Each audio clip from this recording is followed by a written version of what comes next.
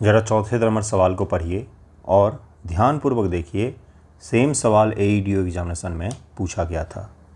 सवाल क्या है कि बिहार देश के सबसे तेज़ी से बढ़ने वाले राज्यों में शुमार है। कथन दिया हुआ ये कारण है कि गत 3 वर्षों में बिहार की आर्थिक वृद्धि दर स्थिर मूल्य और वर्तमान मूल्य अर्थात जो करेंट प्राइस होता है और जो कांस्टेंट प्राइस होता है उन दोनों का आधार पर संपूर्ण भारत की वृद्धि दर से अधिक रही है। कहीं एक लाइन भी कोई आंकड़ा लिखा हुआ है क्या? बिल्कुल भी नहीं। लेकिन यह किस पर आधारित सवाल है? तो बिहार के इकोनॉमिक सर्वे पर आधारित यह सवाल है। अर्थात बिना आंकड़े वाले भी कंप्लीटली विश्लेषण वाले सवाल भी आपसे पूछे जा सकते हैं, जिसमें कोई डेटा कोई आंकड़ा नहीं होगा, लेकिन एनालिसिस होगा, विश्लेषण होगा और वो सवाल आसान कतई नहीं होता है। तो इसी प्रकार के सवालों को आज हम लोग हल करेंगे। आप सभी का स्वागत है study for UPSC PC channel पर।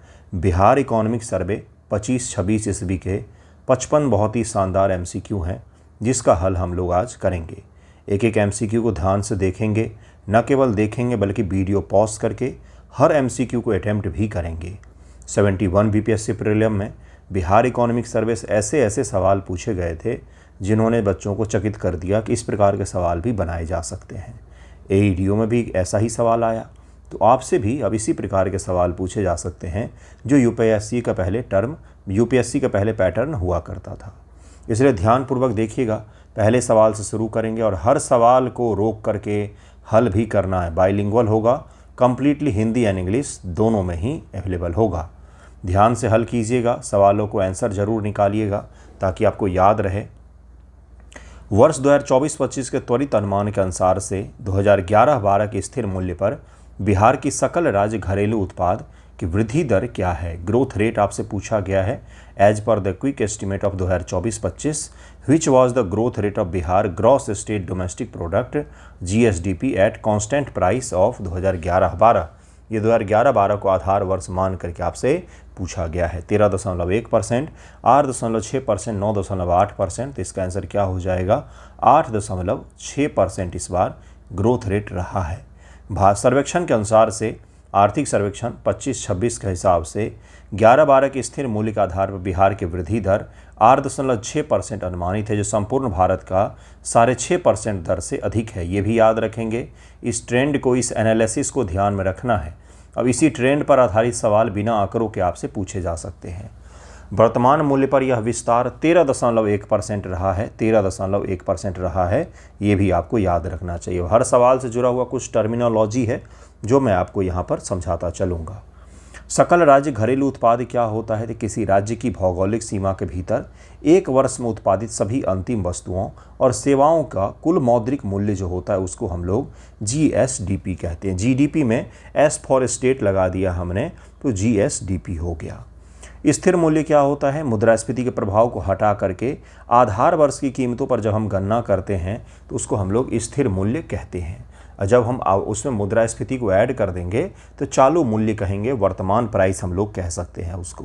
तो इस डिफरेंस को भी ध्यान में रखना है, टर्मिनोलॉजी को भी, GSDP को भी और आंकड़े को भी याद रखना। अगर आंकड़ा नहीं भी याद रहे तो ये जरूर याद रखिएगा कि देश का 6.5% और राज्य का 8.5% के करीब में वृद्धि दर है। अगर ये भी याद रहेगा तो भी आप हल कर ले जाएंगे।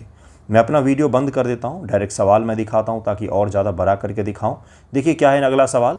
अगला सवाल है कि वर्तमान मूल्य पर 24-25 में बिहार का प्रति व्यक्ति सकल राज्य घरेलू उत्पाद ये कैसे निकालते हैं? तो राज्य के GDP को अगर हम लोग राज्य की आबादी से डिवाइड कर देंगे तो क्या निकल के आ जाएगा? पर कैपिटा GSDP निकल करके आ जाएगा। ठीक है, कितना पहुंच गया है? 40,973 रुपये, 46,412 रुपये, 76,490, 30,159। तो इसका आंसर हो जाएगा C, अर्थात 76,490 रुपये बिहार के GDP को अगर बिहार की आबादी से डिवाइड कर दिया जाए तो इतना हो जाएगा। लेकिन ध्यान रहे, ये आबादी कोई आज वाली आबादी तो है नहीं, ये आबादी तो उसी समय की है, 2011 के हिसाब से ही हम लोग निकालते हैं। तो वास्तविक आंकड़ा जो है इससे अलग हो सकता है जब जनगणना होगी उसके बाद। वर्तमान मूल्य पर बिहार में प्रति व्यक्ति जीएसडीपी 2021 में 46,412 रुपये से बढ़ करके 76,490 पहुंच गया है। ये आप याद रखिएगा, करीब में 20,000 से 30,000 के आसपास में 30,000 के आसपास में वृद्धि हुई है। स्थिर मूल्य पर 40,973 रुपये हो गया है। पर कैपिटा जीडीपी क्या होता है, तो राज्य की कुल जीएसडीपी को उसके कुल जनसंख्या से भाग दे देते हैं तो हमें निकल करके आ जाता है। और करंट प्राइस क्या होता है, जब प्राइस गणना में बाजार की कीमतों की गणना में हम मुद्रास्फीति को अर्थात आज की महंगाई को भी ऐड कर देते हैं तो हमें करंट प्राइस मिल जाता है। अगला सवाल देखिए, 3 स्टेटमेंट दिया हुआ है, हिंदी इंग्लिश दोनों में मैं दिखा देता हूं ताकि आपको बाइलिंगुअल के कारण से दिक्कत ना हो। देखिए अब क्या दिया हुआ है, 2021 से 24-25 के बीच बिहार की जीएसवीए में प्राथमिक क्षेत्र का हिस्सा घट करके 18.3% रह गया है। प्राथमिक क्षेत्र का हिस्सा, प्राइमरी सेक्टर का हिस्सा घट करके 18.3% हो गया है। क्या ऐसा सच है क्या? इस अवधि में द्वितीय क्षेत्र का हिस्सा 26.8% हो गया है, सेकेंडरी सेक्टर का हिस्सा 26.8% है क्या, और टर्सरी क्षेत्र का हिस्सा 57% बढ़ करके 60% हो गया है।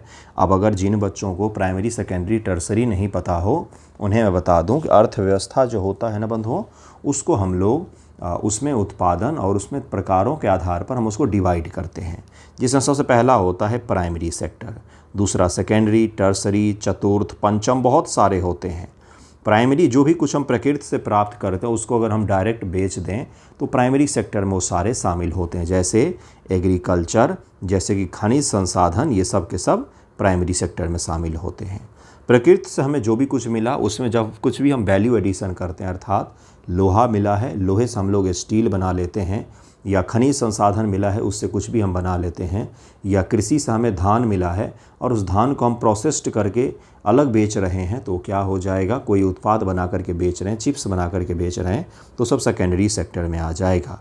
अब इस बेचने के लिए जो प्रचार प्रसार किया जा रहा है, कॉल सेंटर है, सॉफ्टवेयर है, ये सब टर्सरी सेक्टर में आते हैं। चतुर्थ, पंचम, षष्ठम, सप्तम सेक्टर तक आता है, जिसमें ऊपर जा कर के हाई कॉलर जॉब हो जाता है, जिसमें बड़े बड़े संस्थापक पदों के मौजूद, बड़े बड़े डिसीजन मेकिंग पदों पर मौजूद अधिकारियों को शामिल किया जाता है। तो इसको ज़रूर ध्यान में रखें। इसका आंसर क्या हो जाएगा, इसका आंसर ए हो जाएगा। पहला और दूसरा तो सही है, लेकिन तीसरा यहाँ पर गलत दिया हुआ है। कथन 1 और 2 सही है, कथन 3 गलत है, क्योंकि तृतीय क्षेत्र का हिस्सा 57% से बढ़कर 60.5% नहीं हुआ है, बल्कि घट करके 54.8% हो गया है। 54.8% हो गया है। 57% से 54%, 3%, लगभग 2.8% के कमी हुई है, कम हुआ है, बढ़ा नहीं है। जीएसवीए क्या होता है? सकल राज्यगत मूल्यवर्धन। राज्य की अर्थव्यवस्था के विभिन्न क्षेत्र जैसे कृषि, उद्योग, सेवा के द्वारा अर्थव्यवस्था में जोड़े गए मूल्यों का माप, कि किस सेक्टर के द्वारा अर्थव्यवस्था में कितने मूल्य जोड़े गए, उसको हम लोग जीएसवीए, ग्रॉस स्टेट वैल्यू एडेड, उसको कहा जाता है। प्राइमरी, सेकेंडरी, टर्सरी सेक्टर होते हैं, 3 सेक्टर होते हैं, ये तो आपको बता ही दिया मैंने ऊपर।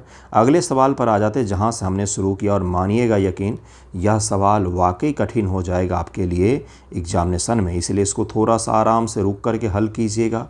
अब तो आपको थोड़ा बहुत पता भी चल गया। बिहार देश की सबसे तेज़ी से बढ़ने वाले राज्यों में शुमार है। क्या ऐसा है?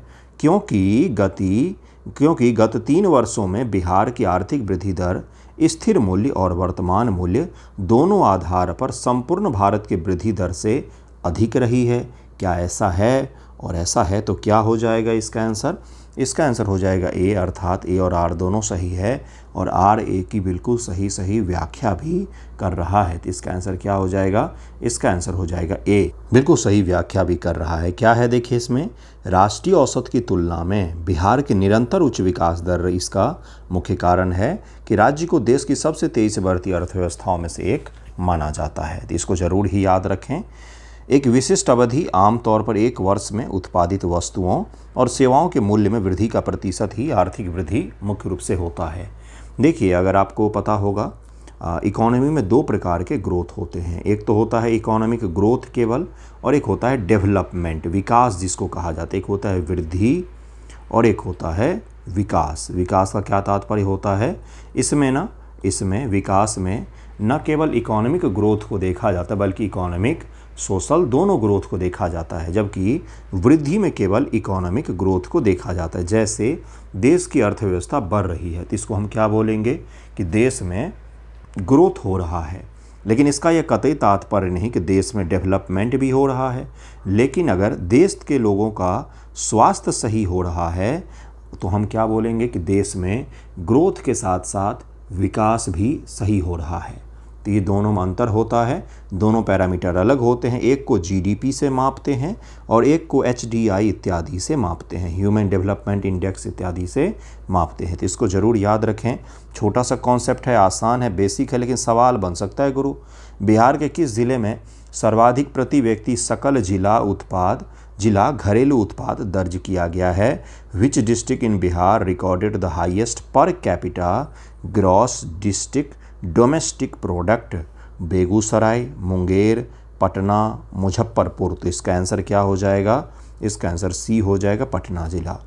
पटना में सर्वाधिक प्रति व्यक्ति सकल जिला घरेलू उत्पाद 2,41,220 रुपये दर्ज किया गया है। इसके बाद से बेगूसराय का स्थान है, देन मुंगेर का स्थान है, PBM।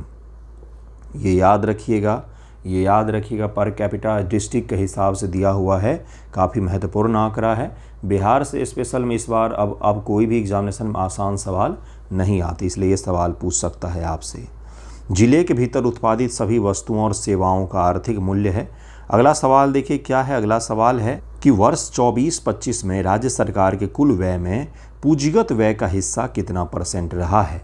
कैपिटल एक्सपेंडिचर कितना रहा है? 22.3%, 15.8%, 77.7%, 39.9%। तो इसका आंसर हो जाएगा 22.3% के करीब में रहा है। कुल व्यय में पूंजीगत व्यय का अनुपात 20-21 के 15.8% से बढ़ करके 24-25 में 22.3% हो गया है। 22.3%। यहाँ से भी AEDO एग्जामिनेशन में सवाल पूछा गया था, इसलिए इसको याद रखेंगे। पूंजीगत व्यय का क्या तात्पर्य होता है? वह खर्च या परिसंपत्ति जो सरकार के द्वारा सड़क, अस्पताल, स्कूल, कोई बड़ा इंफ्रास्ट्रक्चर, एयरपोर्ट, ये सब बनाने में जो पैसा खर्चा किया जाता है, जिसको कैपिटल हम लोग कहते हैं। आपके घर में मान लीजिए कहीं से 50 लाख रुपए आ गए, बहुत बड़ा अमाउंट होता है। अब एक आदमी क्या करेगा, एक बड़ा सा घर बना लेगा। जैसे हुआ भी ग्रेटर नोएडा इत्यादि में कि भाई जेवर एयरपोर्ट बन रहे थे, तो एक आदमी को 5-5, 6-6 करोड़ मिले। उन्होंने 2-2 करोड़ की कोठी बना ली और आज जोमेटो में, स्विगी में काम कर रहे हैं डिलीवरी बॉय का। घर तो बड़ा सा है लेकिन कमाई का कोई साधन ही नहीं है। 50 लाख आया, आपने पूरा घर बना लिया, है ना, और इसका क्या हो गया, पैसा ख़त्म हो गया, फिर नौकरी पर चल दिए।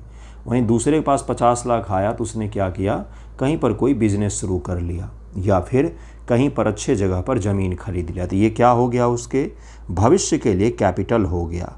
भविष्य में इसका उपयोग करके मुद्रा सृजित कर सकता है, मोनेटाइज कर सकता है, पैसा कमा सकता है। तो 2 प्रकार से चीज़ें होती। सरकार जो सड़क बनाती है, अस्पताल बनाती है, स्कूल बनाती है, भविष्य के लिए हमारे पास कैपिटल होते हैं, भविष्य के खेत हैं, संपत्ति हैं ये, है ना। और सरकार वेतन इत्यादि पर जो खर्चा करती है उसको हम लोग राजस्व खर्च में जोड़ देते हैं। तो पूंजीगत व्यय जो है इसको ज़रूर ध्यान में रखिएगा, पूंजीगत व्यय हमेशा ही बेहतर होता है। वर्ष 24-25 में राज्य सरकार के कुल व्यय में पूंजीगत व्यय का हिस्सा कितना % रहा है? तो यही सवाल फिर से रिपीट हो गया, 22.3% रहा है। कर राजस्व का हिस्सा 84% है, सहायता अनुदान का हिस्सा 25% है। तो इसका आंसर क्या हो जाएगा? 1 मिनट, यहाँ पर इस सवाल में थोड़ा सा ये हो गया है, यहाँ से 7 नंबर सवाल। हाँ, कर राजस्व का हिस्सा बिहार में 84% है, यानी कि टैक्स से जो सरकार को रेवेन्यू मिलता है उसका हिस्सा 84% है। 7 नंबर टाइपिंग में मिस्टेक हुआ है। सहायता अनुदान ग्रांट इन एड का हिस्सा 25% है। सही विकल्प चुनना है कि इन दोनों में से कौन सा सही है, ये आपको चुन। केवल पहला स्टेटमेंट सही है, दोनों सही है, दोनों गलत है, या फिर केवल दूसरा सही है। तो इसका आंसर क्या हो जाएगा? The share of tax revenue 84% and granting aid 25%। तो इसका आंसर क्या हो जाएगा? इसका आंसर हो जाएगा केवल 1 सही है, यहाँ पर केवल 1 सही है।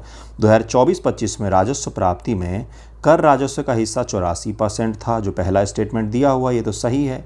लेकिन सहायता अनुदान का हिस्सा 25% से घट करके 14% पर आ गया है। ग्रांटिंग एड का हिस्सा जो है वो 25% से घट करके 14% पर आ गया है। ये आप याद रखिएगा, इसमें डिक्रीज हो गया है।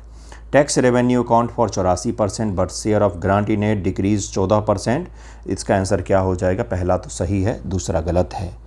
राजस्व प्राप्ति क्या होता है? तो सरकार की वह आय जो न तो कोई देनदारी पैदा करती है, न ही संपत्ति में कमी लाती है, जैसे कर या शुल्क, इसको हम लोग राजस्व प्राप्ति कहते हैं। प्राप्ति है, प्राप्त जो सरकार को हो रहा है।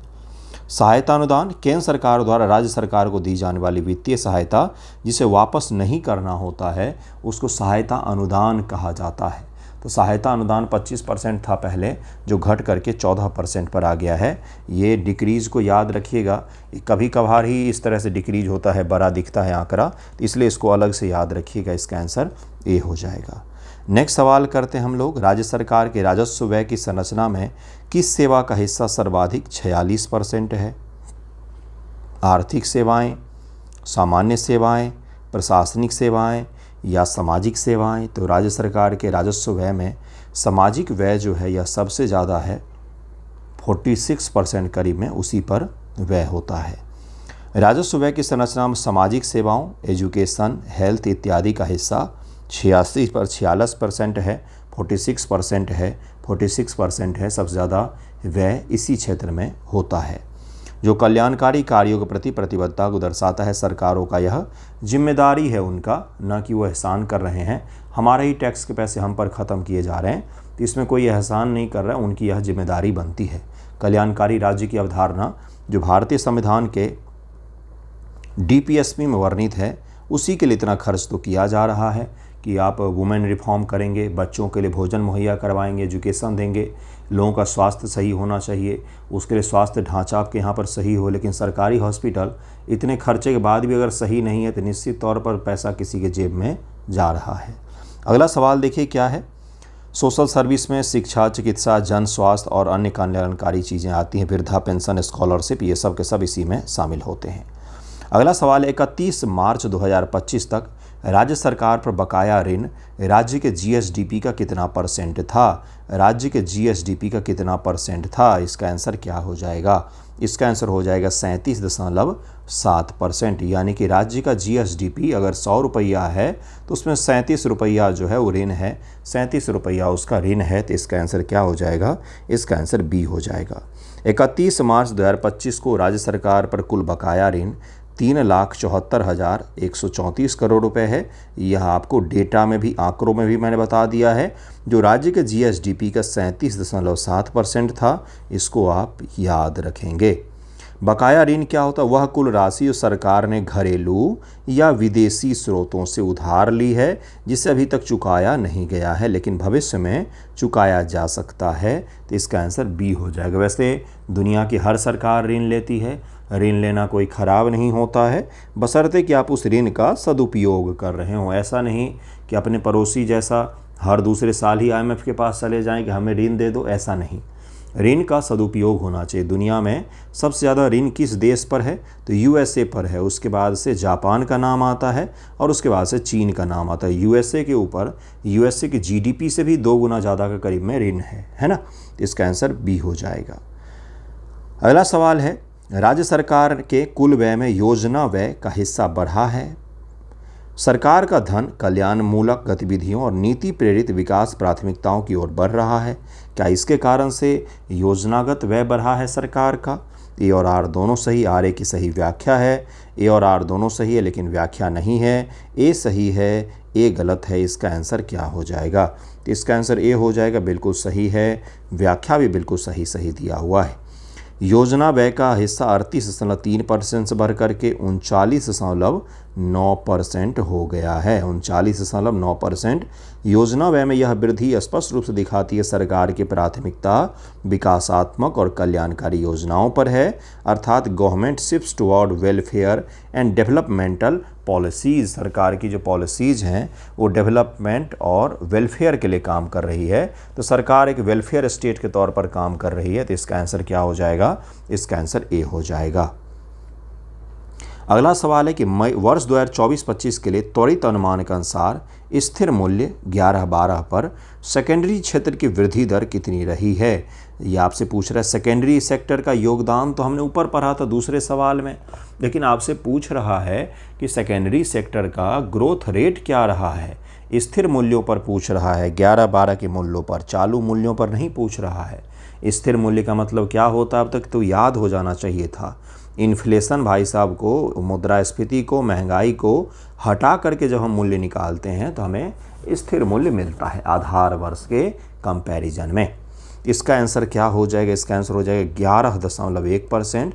और जब भी राज्य की सेकेंडरी सेक्टर में ग्रोथ दिखे, अर्थात मैन्युफैक्चरिंग सेक्टर बढ़ रहा है, और मैन्युफैक्चरिंग सेक्टर बढ़ने से जॉब क्रिएशन होता है। जॉब क्रिएशन होने से क्या होगा? अगर यही रफ्तार पर बिहार 10 साल रहा तो पलायन जैसी समस्याओं को हम कम कर सकते हैं, क्योंकि मैन्युफैक्चरिंग सेक्टर ही सबसे ज़्यादा रोज़गार देता है, सेवा सेक्टर ही सबसे ज़्यादा रोज़गार देता है। एग्रीकल्चर सेक्टर में तो रोज़गार होते हैं लेकिन उनमें वैल्यू उनका बहुत कम होता है, लेकिन मैन्युफैक्चरिंग सेक्टर जो है ये skilled, semi skilled, high skilled सभी को रोज़गार दे सकता है।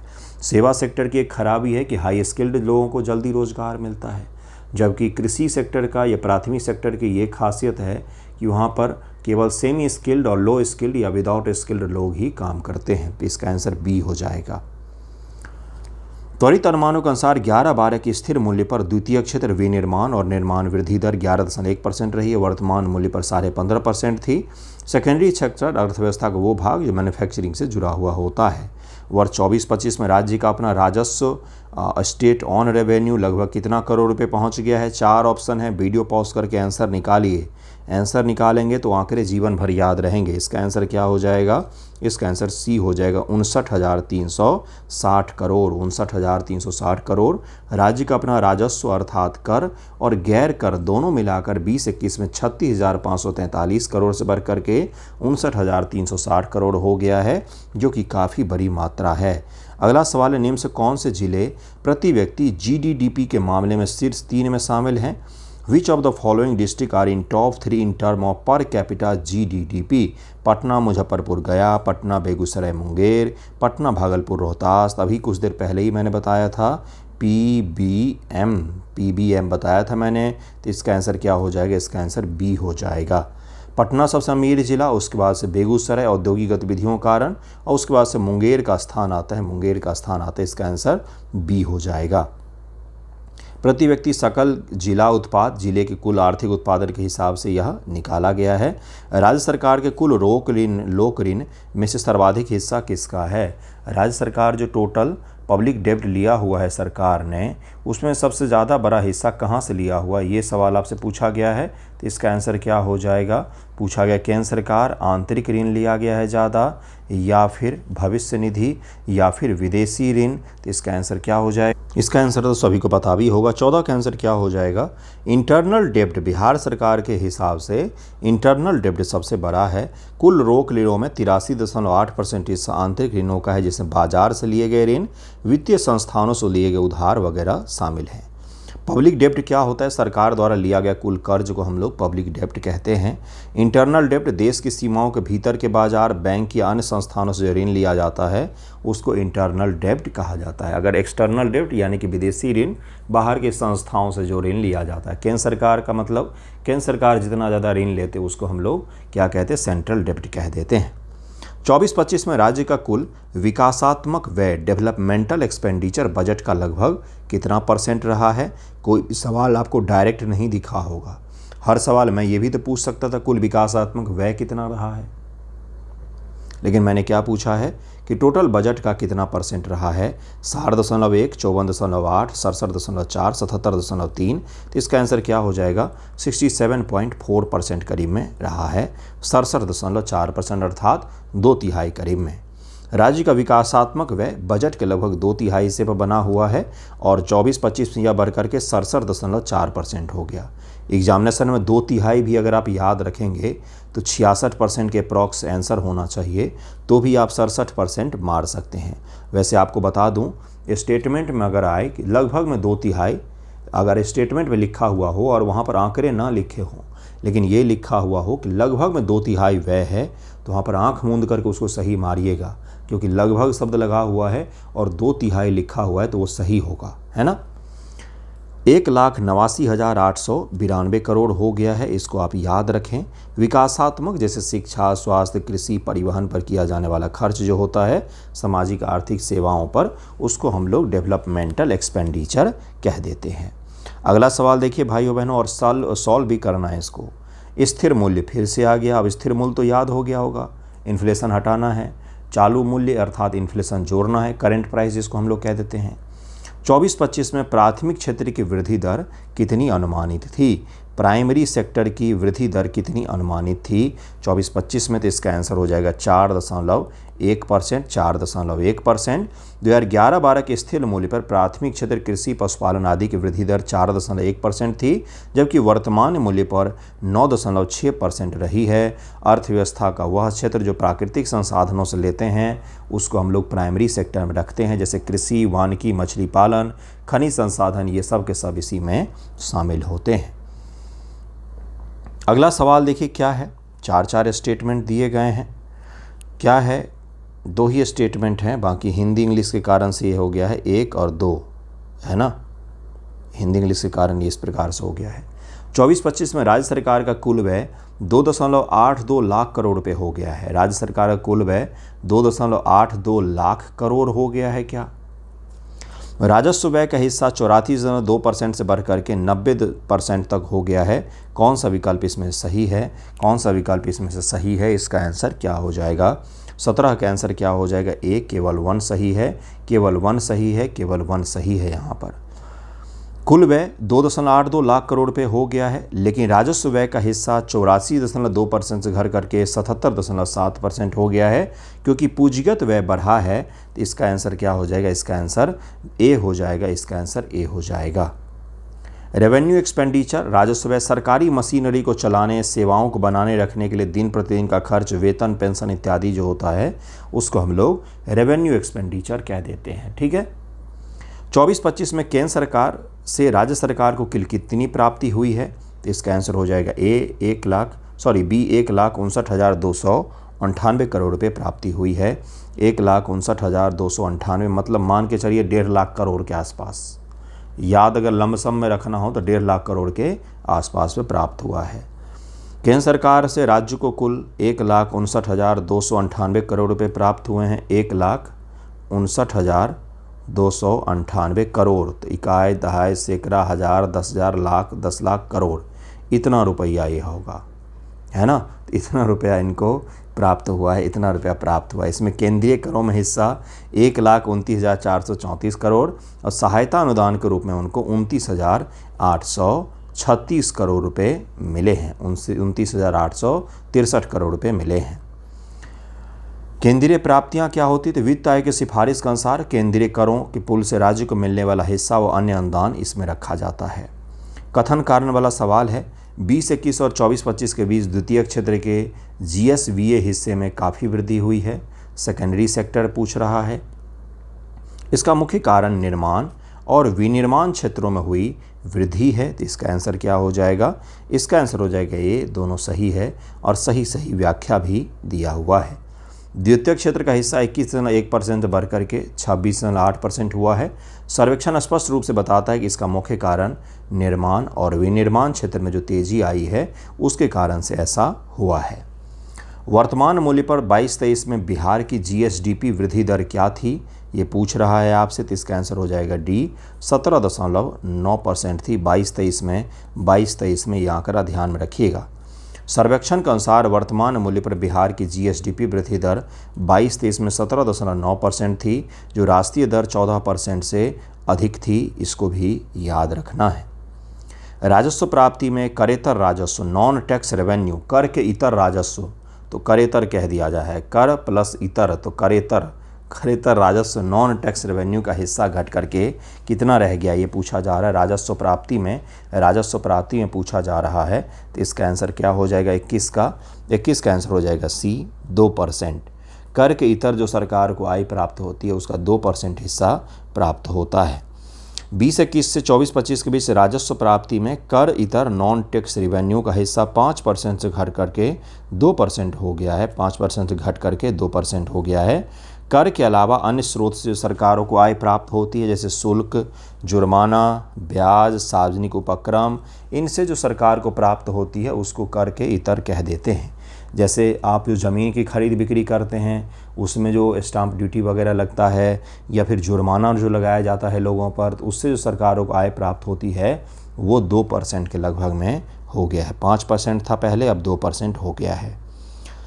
राज्य के कुल व्यय में स्थापना और प्रतिबद्ध व्यय, एस्टैब्लिशमेंट एंड कमिटेड एक्सपेंडिचर का हिस्सा 24-25 में कितना परसेंट था? तो यह था करीब में 60.1% के आसपास। कुल व्यय में स्थापना और प्रतिबद्ध व्यय का हिस्सा 61.7% से घट करके 60.1% हो गया, जबकि योजनागत व्यय जो है वो बढ़ा है सरकार का। कमिटेड एक्सपेंडिचर क्या होता, प्रतिबद्ध व्यय क्या होता? वे खर्च जिन्हें सरकार टाल नहीं सकती है, जैसे कर्मचारियों का वेतन, पेंशन, लिए गए ऋणों पर ब्याज का भुगतान, ये सरकार टाल नहीं सकती है। निम्नलिखित कथन दिए हुए हैं, उसमें से कौन सा असत्य है ये पहचान करना है आपको। 11-12 के स्थिर मूल्य पर प्रति व्यक्ति 24-25 में 40,973 रुपये हो गया है। क्या ऐसा सत्य है क्या? वर्तमान मूल्य पर 24-25 में द्वितीय क्षेत्र की वृद्धि दर 13.5% थी। 24-25 में केंद्र से सहायता अनुदान 29,863 करोड़ रुपये था। राजस्व व्यय की संरचना में आर्थिक सेवाओं का हिस्सा घट करके 15% रह गया है। तो इसका आंसर क्या हो जाएगा? इसका आंसर हो जाएगा डी, यहाँ पर गलत दिया हुआ है, डी यहाँ पर गलत दिया हुआ है, डी यहाँ पर फॉल्स है, क्योंकि आर्थिक सेवाओं का हिस्सा घटा नहीं है बल्कि 21% से थोड़ा बढ़ करके 22% हो गया है, जबकि कथन में दिया हुआ है कि घट गया है। आर्थिक सेवाएं सरकार द्वारा कृषि, उद्योग, परिवहन, ऊर्जा जैसे उत्पादक क्षेत्रों पर किया गया खर्च आर्थिक सेवाओं में आता है। कभी भी खो मत जाइएगा, एमसीक्यू करते समय आँख खोल करके सवालों को अटेम्प्ट कीजिएगा, कंसंट्रेट कीजिएगा। ऐसा नहीं कि कान में आवाज़ जा रहा है लेकिन ध्यान कहीं और है।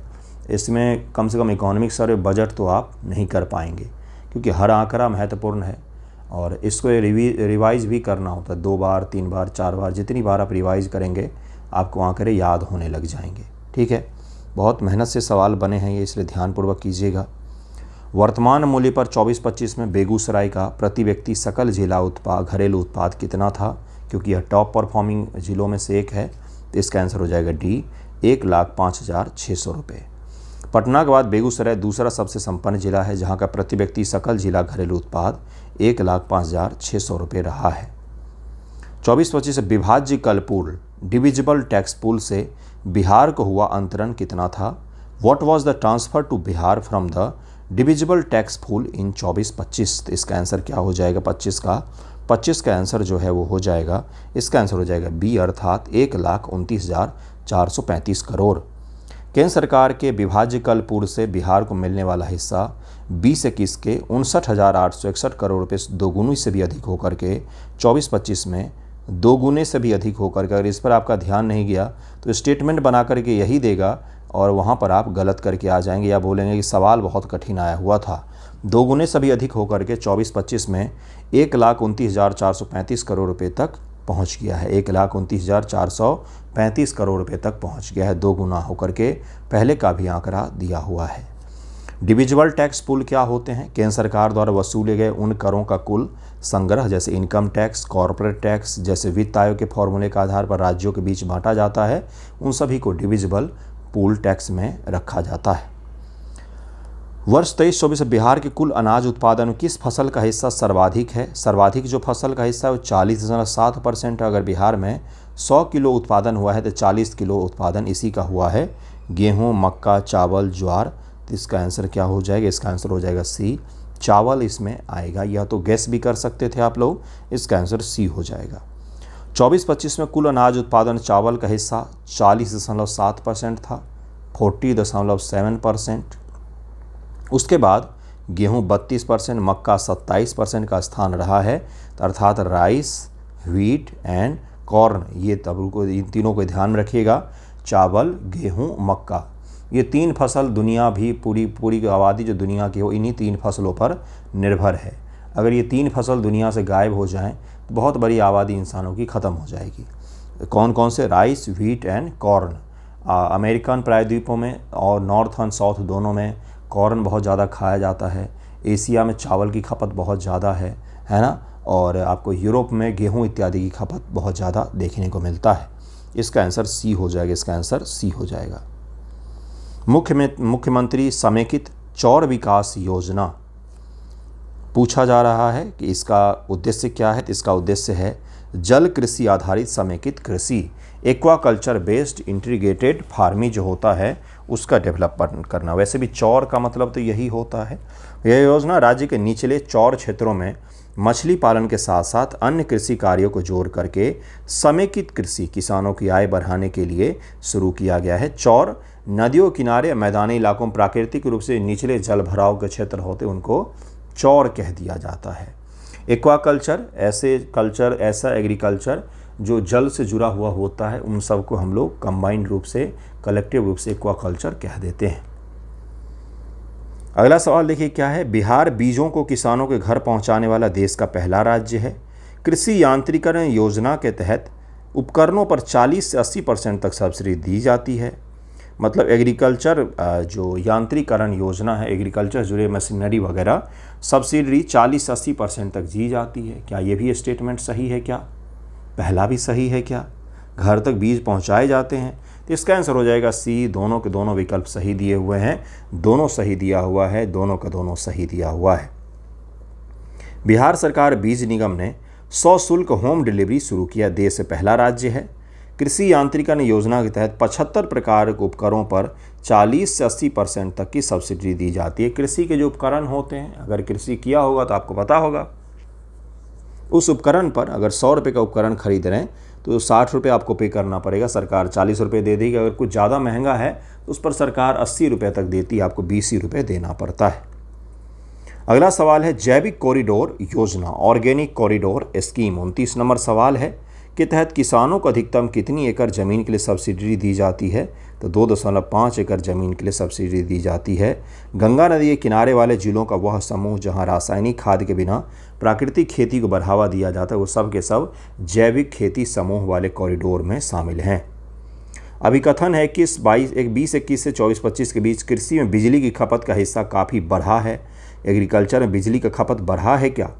राज्य सरकार द्वारा कृषि के लिए विद्युत सब्सिडी में भारी वृद्धि भी देखी गई है और नए कनेक्शन जारी किए गए। क्या इसके कारण से बढ़ा है क्या?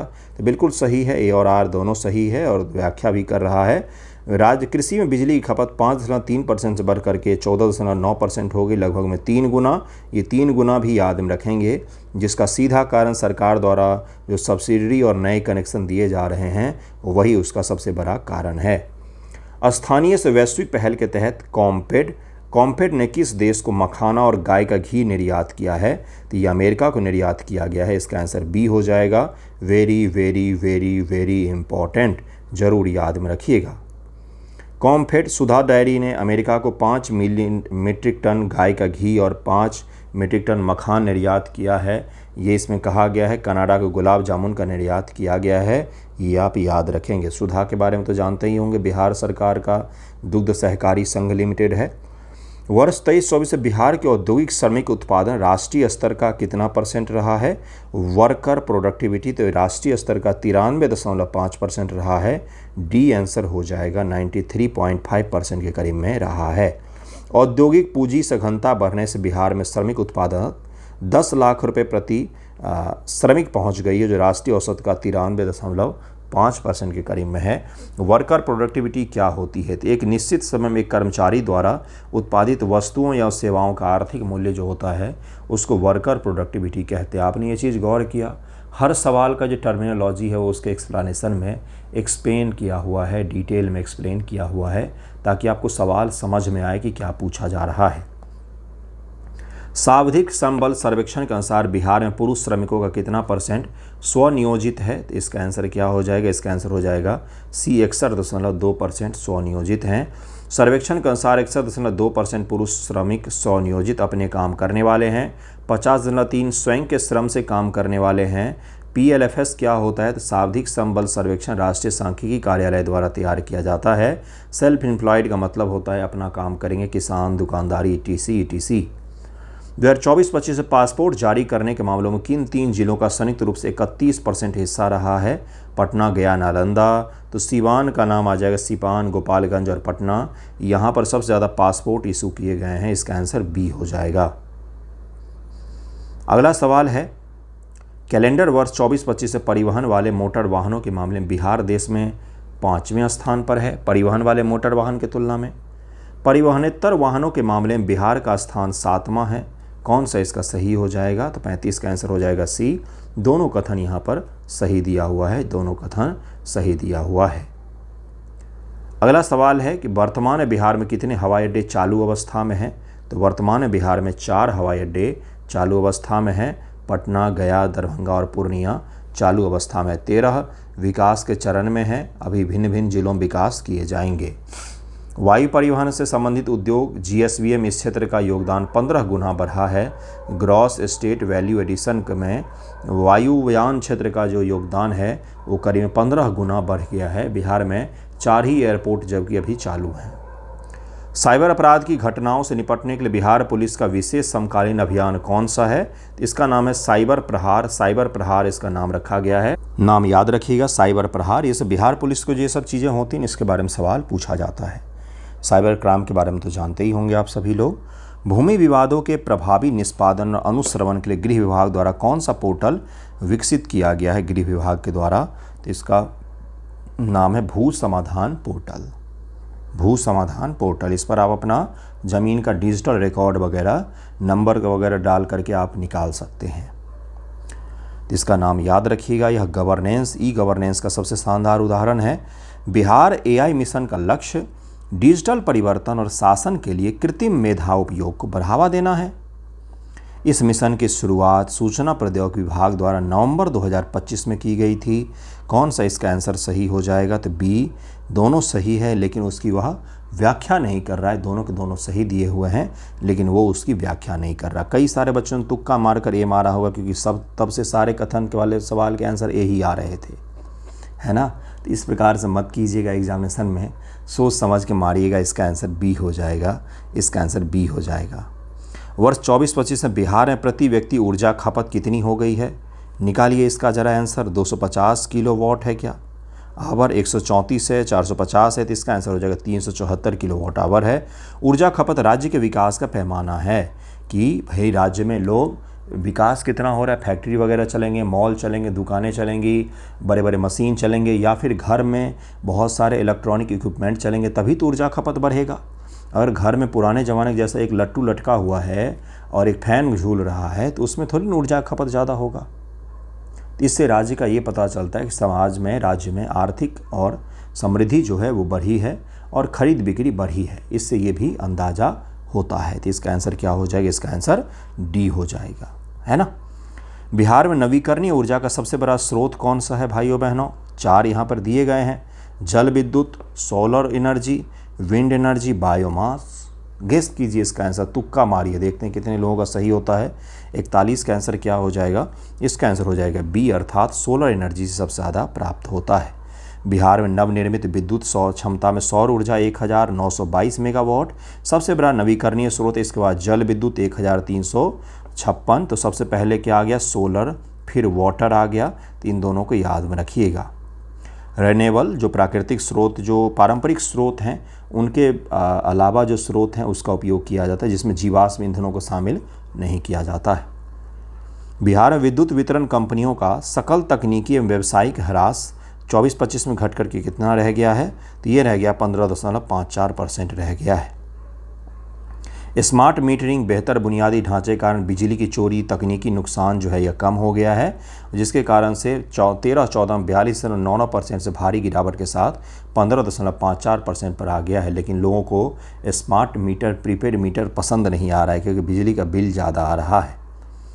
नेक्स्ट सवाल है, ग्रामीण भूमिहीन परिवारों को बासगीत ज़मीन, होमस्टेड लैंड, बासगीत ज़मीन मतलब बसने योग्य ज़मीन इसको कह सकते हैं, के लिए राज्य सरकार द्वारा कौन सा अभियान चलाया जा रहा है? तो भूमिहीन परिवारों के लिए अभियान बसेरा 2 चलाया जा रहा है। अभियान बसेरा 2 चलाया जा रहा है भूमिहीन परिवारों को होम स्टेड लैंड देने के लिए। अगला सवाल है, ग्राम कचहरियों के डिजिटलीकरण के लिए बिहार सरकार ने कौन सी पहल शुरू की है? ग्राम कचहरी के लिए तो ई कोर्ट पहल शुरू किया गया, बी आंसर हो जाएगा। अगला सवाल है ग्राम कचहरी तो जानते ही होंगे। पटना मेट्रो रेल परियोजना के प्रथम चरण के 2 मार्गों में से एक दानापुर से मीठापुर है, तो दूसरा मार्ग कहां से कहां तक बन रहा है? तो इसका आंसर क्या हो जाएगा? पटना रेलवे स्टेशन से पाटलिपुत्र बस पड़ाव की तरफ बन रहा है, तो इसका आंसर बी हो जाएगा। बनना भी चाहिए, सबसे ज़्यादा व्यस्ततम वाला मार्ग यही है ना। अगला सवाल देखिए क्या है, निम्नलिखित में से कौन सी योजना शहरी गरीबों के लिए समुदाय आधारित संस्था विकास और वित्तीय समावेशन पर केंद्रित है, जिसके लिए पटना को पायलट स्थल के रूप में चुना गया है? कौन सी योजना के लिए इस प्रकार से चुना गया पटना को? तो इसका नाम है सी, दीनदयाल जन आजीविका योजना के लिए चुना गया। क्या है ये योजना? शहरी आजीविका, वित्तीय मदद और कौशल विकास के लिए दीनदयाल जन आजीविका योजना शुरू की गई है। पटना को इसको पायलट प्रोजेक्ट शुरुआती परीक्षण के लिए चुना गया। यहाँ पर परीक्षण किया जाएगा, उसके बाद इसको पूरे राज्य में लागू किया जाएगा। 31 मार्च 2025 तक बिहार में बैंकों का ऋण जमा अनुपात कितना है? क्रेडिट डिपॉजिट अनुपात कितना है? तो 53.5% है। बिहार बैंकों में कुल जमा 5.69 लाख करोड़ रुपये था, जो ऋण 3.04 लाख करोड़, सीडी का अनुपात 53.5% निकला है। हालांकि यह बढ़ा है पर राष्ट्रीय औसत से काफ़ी कम है अभी भी। बैंक द्वारा जनता से प्राप्त कुल जमा राशि के मुकाबले में कितना % लोन के रूप में बांटा गया, उसी को हम लोग क्या कहते हैं? तो ऋण और जमा का अनुपात कहते हैं। कितना ऋण बांटा और कितना जमा किया है जनता ने, उसी के अनुपात को हम लोग कहते हैं। बिहार का बैंकिंग नेटवर्क ग्रामोन्मुखी बना हुआ है, फिर भी ग्रामीण शाखाओं का हिस्सा घटा है। रूरल ओरिएंटेड है, फिर भी रूरल जो ब्रांचेज हैं उनकी संख्या कम हुई है। सेमी अर्बन और शहरी केंद्रों बैंकिंग मांग में वृद्धि कारण से संतुलित विस्तार हुआ है। क्या हो जाएगा इसका आंसर? इसका आंसर हो जाएगा ए, दोनों सही और सही व्याख्या भी कर रहा है, सही व्याख्या भी कर रहा है। कुल परसेंटेज में देखें तो ग्रामीण शाखाओं का हिस्सा 48.6% से गिर करके 45.1% हो गया है। बिहार में 2017 से 2023 के बीच शिशु मृत्यु दर घट करके कितनी रह गई है? तो 49 का आंसर हो जाएगा बी, 23% रह गई है, 23 पर आ गई है, 23 पर आ गई है, 23 पर आ गया है।